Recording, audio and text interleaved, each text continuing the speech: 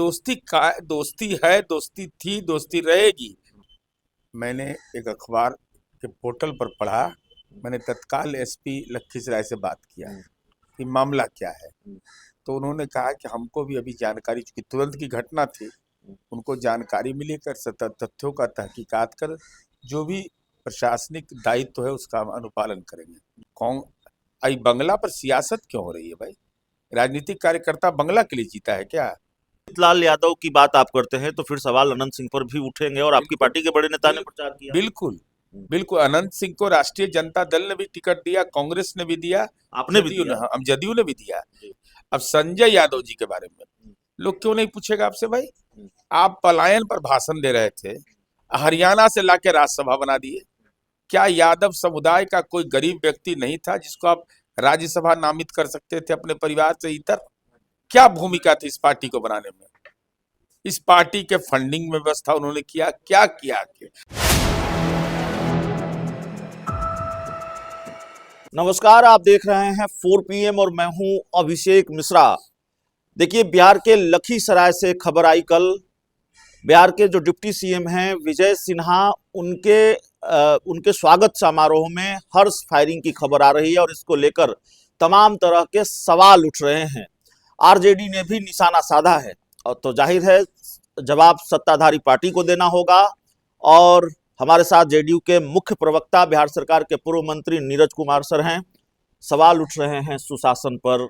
सरकार का गठन हुआ है और गठन के साथ ही सुशासन पर सवाल उठने लगे हैं, इस तरह की खबर आ रही है। आरजेडी निशाना साध रही है कि जो ही यह खबर हमको मिली, मैंने एक अखबार के पोर्टल पर पढ़ा, मैंने तत्काल एसपी लखीसराय से बात किया कि मामला क्या है। तो उन्होंने कहा कि हमको भी अभी जानकारी, चूंकि तुरंत की घटना थी, उनको जानकारी मिली, कर तथ्यों का तहकीकात कर जो भी प्रशासनिक दायित्व है उसका हम अनुपालन करेंगे जी। वो उन्होंने साफ तौर पर कहा। अभी इस संबंध में अद्यतन जानकारी अभी लेंगे, फिर बताएंगे जी। इस तरह की घटना आ रही है, लगता नहीं कि मामला चुनौतीपूर्ण है? विपक्षी पार्टियों को मौका मिला है, विपक्ष सवाल उठा रहा है। देखिए, अति उत्साह में लोग बहुत तरह का काम कर देते हैं। अब तो उस तमाम तथ्यों की जांच होगी ना भाई, वो किसके पास था, वो आदमी कौन था। अब तो वो जमाना है नहीं कि आप छिप जाइएगा, आइडेंटिफाई तो हो जाइएगा। आइडेंटिफाई हो जाइएगा और गैर कानूनी आपके पास सब कुछ रहेगा तो कानून सम्मत कार्रवाई होगी। हर्ष फायरिंग पर पहले लोग सोचते भी नहीं थे। हर्ष फायरिंग पर भी हमारी सरकार ने ही कार्रवाई प्रारंभ किया कि हर्ष फायरिंग क्या होता है। पहले शादी विवाह में लोग ऐसे बेधड़क गोली चलाते थे और मैंने समियाना तक के छेद कर देता था। आज एक न मीडिया के नजर से बचिएगा न प्रशासन के नजर से बचिएगा, करिएगा तो। और डिप्टी सीएम विजय सिन्हा जी का भी कार्यशैली है कि कोई हस्तक्षेप नहीं करेंगे, यह मैं जानता हूँ। जो करिएगा भाई, आपको तो कोई कहा नहीं है, अपने मन से आप करने लगिएगा तो आप गुनाहगार है। बिहार में बंगले को लेकर बड़ा बवाल है। 10 सर्कुलर रोड जो बिहार के सबसे बड़े राजनीतिक परिवार का पता रहा है पिछले 19 वर्षों से, लगभग 2 दशक से, अब वो उनको नोटिस मिला है 39 हार्डिंग रोड में शिफ्ट होने का। इसको लेकर तमाम तरह की बातें कही जा रही है, सोशल मीडिया पर बहुत सारी चर्चा चल रही है। हमारी बात हो रही थी कांग्रेस के एक बड़े नेता से कल, उन्होंने कहा कि नीतीश कुमार लालू यादव को और मजबूत करना चाहते हैं। बुजुर्ग आदमी को आप सड़क पर फेंकेंगे तो फिर उनकी राजनीति और आगे बढ़ेगी। उनको स्मरण रखना चाहिए कि नीतीश जी के साथ क्या व्यवहार किए थे। नीतीश जी जब विपक्ष में थे और लोकसभा चुनाव में, हमें विधानसभा में परिणाम आया था, एक मित्र के यहाँ रहते थे पुनाई चक, शिवानंद तिवारी जी के साथ क्या व्यवहार किया गया था, ये सब स्मरण रखना चाहिए। कौन आई बंगला पर सियासत क्यों हो रही है भाई? राजनीतिक कार्यकर्ता बंगला के लिए जीता है क्या? बंगला के लिए कि मैंने 10 बीघा का बंगला, इतना बड़ा घर है हमको मिला हुआ सचेतक के नाते, इतना बड़ा मेरा घर है गांव में, 4 गो रूम है। नहीं, आपको तो इससे भी बड़ा भी मिल सकता था, मंत्री थे आप, इसी बंगले में रहे। मुझे मिला उसके बाद मैंने कहा कि नहीं, हम यहीं रहना चाहते हैं, अगर कोई आपत्ति नहीं है तब। लेकिन अगर आपत्ति होती तो हमको जाना पड़ता। आज हम चुनाव हार जाएंगे तो हम कल खाली कर देंगे, रिकॉर्ड में लिख के रख लीजिए। लेकिन बंगला राबड़ी जी के नाम पर है, लालू जी का उससे कोई सरोकार नहीं है। राबड़ी जीप के नाम पर है, विधान परिषद में विपक्ष के नेता हैं। अब आपको मकान आवंटित किया गया है 39 हार्डिंग रोड, तो ऐसा तो नहीं कोई डुप्लेक्स आपको दे दिया, मकान तो दे दिया गया है। और मकान आपको पटना में भी है, किसी को एगो मकान होगा, इनको तो मकान का श्रृंखला है। महुआ बाग, महुआ बाग गोलघर से भी सुंदर है, गोलघर से भी सुंदर बना मकान बना है। तो अपना मकान में रहेगा तो सुकून मिलेगा। नहीं तो जिस बंगले में बिहार के दो पूर्व मुख्यमंत्री रहते हों, ऐसी क्या जरूरत आन पड़ी? एक बिहार के एक पूर्व मुख्यमंत्री को तो आपने बंगला दे रखा है, जीतन राम मांझी, वो केंद्र में मंत्री पूर्व भी है। मुख्यमंत्री जी को जो मकान के बारे में माननीय न्यायालय ने साफ साफ निर्देश दिया है कि यह सुविधा आपको नहीं मिल सकती है, मकान की सुविधा। जीतन राम मांझी का बंगला भी नहीं, अब मुझे नहीं जानकारी है इसके बारे में, मुझे जानकारी नहीं, लेकिन सुप्रीम कोर्ट का जहां तक मुझे स्मरण है, और उस समय भी, और तेजस्वी जी सारी बात जानते हैं, तेजस्वी जी बोल रहे हैं, क्योंकि वो भवन निर्माण मंत्री रहे, तो उनका घर एक नंबर पोलो रोड भी आपका मकान है। भाई कहाँ कहाँ रहिएगा, 4-5 आदमी को रहना है, 160 पुलिसकर्मी है सुरक्षा में, 160 माने पुलिसकर्मी को तो बाहर में तंबू लगा के आप रखवाते हैं, उसके साथ दोयम दर्जा की नागरिकता देते हैं। हम देखते हैं 10 नंबर के बाहर में लगा हुआ है। अब बेचारा बताइए, तो वो पुलिस बल में है तो बाहर में रहेगा वो। अच्छा था ना, नीतीश कुमार लालू यादव पड़ोसी थे, पिछले दरवाजे से नीतीश कुमार चले जाते थे, इफ्तार पार्टी में पैदल ही चले जाते थे। मित्रता कटुता में नहीं बदलता है, कटुता नहीं है, मित्रता है ना। अरे कहीं नहीं रहेगा भाई।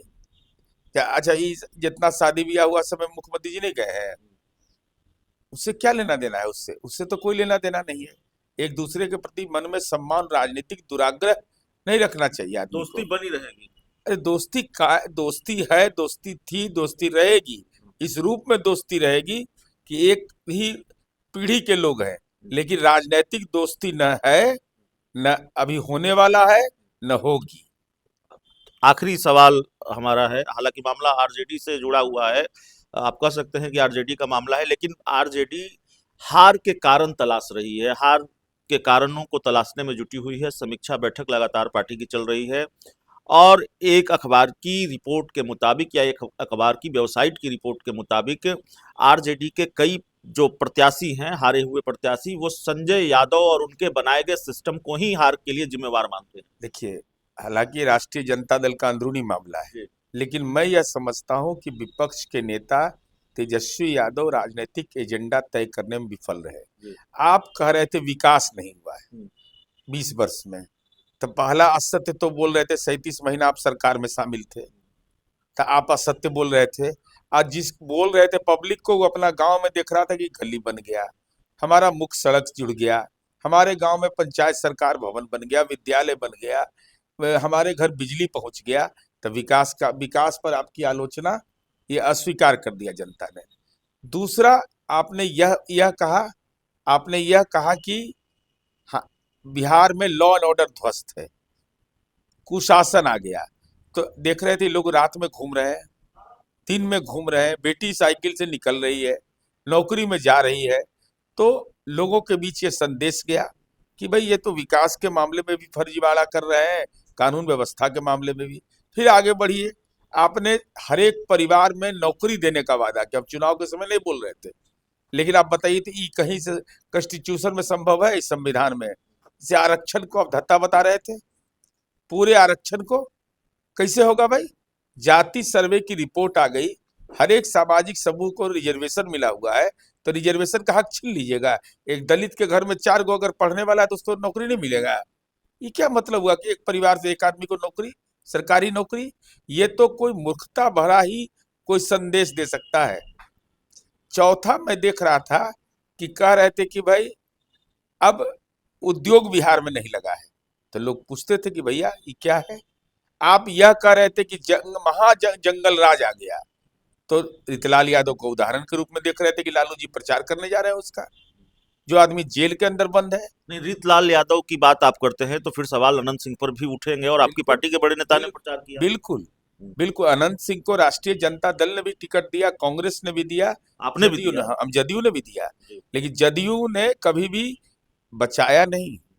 अगर अपराध आपने किया है तो यही है नीतीश कुमार जी और दूसरे लोगों में अंतर। नीतीश कुमार जी ने कहा, एक बयान दिखा दीजिए कि न्याय के साथ विकास के यही सिंबल है।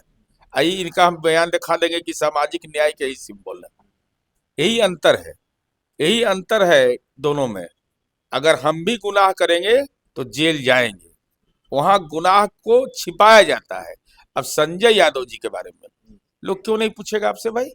आप पलायन पर भाषण दे रहे थे, हरियाणा से लाके राज्यसभा बना दिए। क्या यादव समुदाय का कोई गरीब व्यक्ति नहीं था जिसको आप राज्यसभा नामित कर सकते थे अपने परिवार से इतर? क्या भूमिका थी इस पार्टी को बनाने में? इस पार्टी के फंडिंग में व्यवस्था उन्होंने किया, क्या किया? और अगर अगर चुनाव में कौन जीतता नहीं हारता है? हम लोग नहीं हारे हैं, जीते हैं, हारे हैं, तो जनता के बीच नहीं जाएंगे हम आम मीडिया के सामने नहीं आएंगे। ये छिप छिप करके रहना। तेजस्वी यादव अब तक मीडिया के सामने नहीं आए और हार से सीख भी नहीं लिया। अरे नीतीश कुमार जी तो मुख्यमंत्री का पद छोड़ दिए थे, लेकिन तेजस्वी यादव आप कम से कम बना देते, कुमार सर्वजीत को बना देते, दलित है, उनको बनाते विधायक दल का नेता, आलोक मेहता जी को बनाते विधायक दल का नेता। फिर इतना बुरा स्थिति, 2019 में हारे, 20 में हारे, 24 में हारे, 25 में हारे, और तब पर भी नेता हम ही रहेंगे।